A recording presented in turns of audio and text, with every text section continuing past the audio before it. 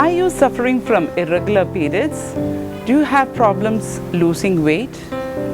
Do you feel that you always suffer from acne? Or do you have excessive hair growth? You could be suffering from something we call polycystic ovarian syndrome or PCOS. So what exactly is PCOS? I'll take you through the process where I explain what exactly is PCOS and how you can manage PCOS. Polycystic ovaries, or commonly known as PCOS, is actually not a disease. It's a kind of physiological alteration in the body which is happening in many women.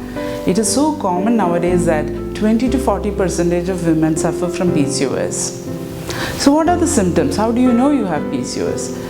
See, when a teenager develops PCOS, they usually have irregular periods. Acne is quite common symptom, and very often it is very difficult to control the weight gain, and obesity is quite commonly seen in PCOS. Saying that, lean PCOS is also found in many women, especially in Asian countries. So when the women progresses to the adult years, they might have problems with subfertility. Mind you, many women with PCOS do have children normally. But if you have difficulty, you might have to take medications, injections, have laparoscopies, and even go for IVF. So it is quite good to control your PCOS as early as possible by doing lifestyle management.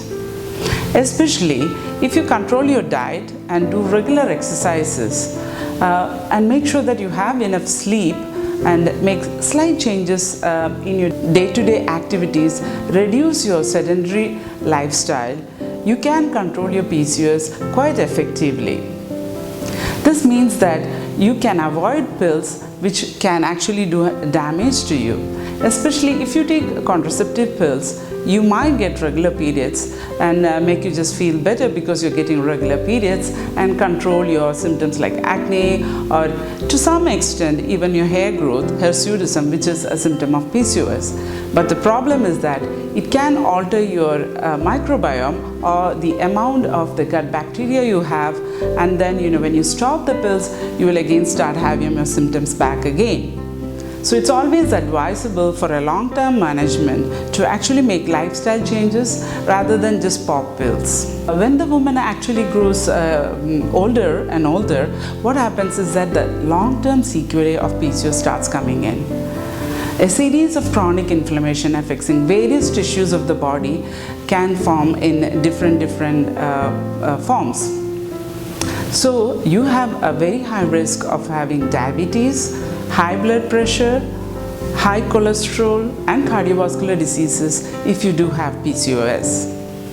So it is very important that you make sure that your diet is healthy in order to avoid all these long-term complications. So if you're genetically prone for it, and if you're actually born with polycystic ovaries, you can still have a control about it. Okay, and now we know that yoga can actually help PCOS. It's not just a form of exercise, it's actually a way of life.